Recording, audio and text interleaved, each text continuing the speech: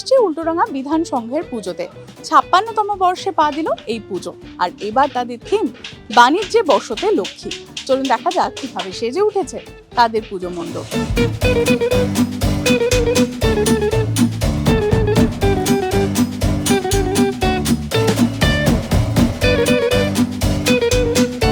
বর্তমানে কলকাতা বা পশ্চিমবঙ্গ বা সারা ভারতবর্ষ জুড়ে চাকরির বড্ড সংকট। মানুষ আত্মনির্ভর বা স্বনির্ভর হয়ে যদি কিছু করতে পারে তাহলে হয়তো তার নিজের ঘরে লক্ষ্মী স্থিতি হবে এবং জাতীয় আয় বাড়বে, যেটা আমাদের প্রত্যেকের ক্ষেত্রে একটা সামঞ্জস্য বা ব্যালেন্স মেনটেন করবে। এই নিয়ে আমাদের এবছরের ভাবনা চিন্তা বাণিজ্যে বসতে লক্ষ্মী।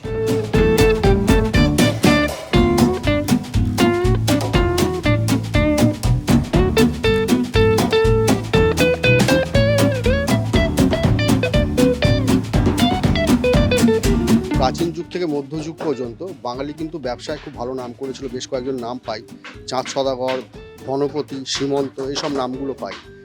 পরবর্তীকালে ঠিক প্রাক পলাশী মানে পলাশীর যুদ্ধ ১৭৫৭ সালে, তারও আগে মানে যখন ব্যবসা বাণিজ্যের ঘাঁটিগুলো দিল্লি আগ্রা থেকে সরতে সরতে কলকাতায় আসে, তখন বেশ কিছু বাঙালি সেই পারিপার্শ্বিক পরিস্থিতি দেখে খুব উৎসাহের সাথে ব্যবসা বাণিজ্যে মন দিয়েছিলেন।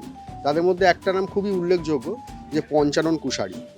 তিনি ছিলেন কোম্পানি যে জাহাজপত্র আসতো তাদের খাদ্যদ্রব্য পানীয় সরবরাহ মালপত্র ওঠানো নামানোতে তার অধীনে প্রায় ১০০ লোক কাজ করতেন। পঞ্চানন কুশারী ছিলেন ব্রাহ্মণ, তো তাকে সবাই ঠাকুরমশাই বলতেন। আর ইংরেজদের খাতায় কলমে সেই ঠাকুরমশাই পরবর্তীকালে হয়ে যান টেগোর, এবং সেখান থেকে জোড়াসাঁকোর ঠাকুর পরিবারের উৎপত্তি। এবং তারপরে একটা রাজনৈতিক পালাবদল রাষ্ট্রযন্ত্রের কিছু নীতি নির্ধারণের জন্য ব্যাপারটা পুরোপুরি পাল্টে যায়। সেটা হচ্ছে ১৭৯৭ সালে লর্ড কর্নওয়ালিসের চিরস্থায়ী বন্দোবস্ত। এবং এই চিরস্থায়ী বন্দোবস্ত আসার ফলে বাঙালি যারা ব্যবসা বা বাণিজ্যমুখী ছিলেন তারা কিন্তু দেখলেন যে বাণিজ্যে যে ধরনের মূলধন বা একটা ঝুঁকির ব্যাপার আছে সেটার থেকে জমিদারি হচ্ছে খুব বেশি নিরাপদ। ওই চিরস্থায়ী বন্দোবস্তর ফলে সবাই জমিদারের দিকে ঝুঁকলেন। ফলে ব্যবসা লক্ষ্মী বাঙালিদের ঘর ছেড়ে চলে গেল, এবং সেই সময় পশ্চিম ভারত থেকে কিছু মানুষ এসে আমাদের বাংলায় ব্যবসা শুরু করলেন, যারা আজও ধারাবাহিকভাবে ব্যবসা করছেন। আর এখানে ঠাকুরের একটা ব্যাপার আছে যে মা দুর্গাকে আমরা যেভাবে দেখেছি একটুখানি ভেঙেছি, যদিও শাস্ত্রীয় বিধি পুরোপুরি উল্লঙ্ঘন করিনি। সেখানে হচ্ছে মায়ের হাতে লক্ষ্মী গণেশ আছে, এবং যেটা ব্যবসায়ী প্রতিষ্ঠানে যেভাবে থাকে সেইভাবেই রাখা আছে।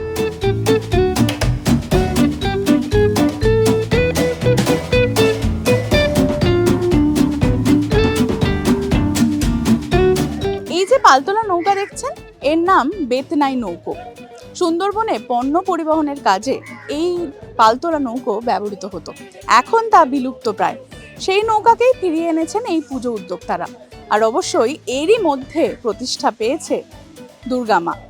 তাই দুর্গা মায়ের মূর্তি দেখতে ভিতরে গেলে অদ্ভুত এক আবহের সৃষ্টি হবে।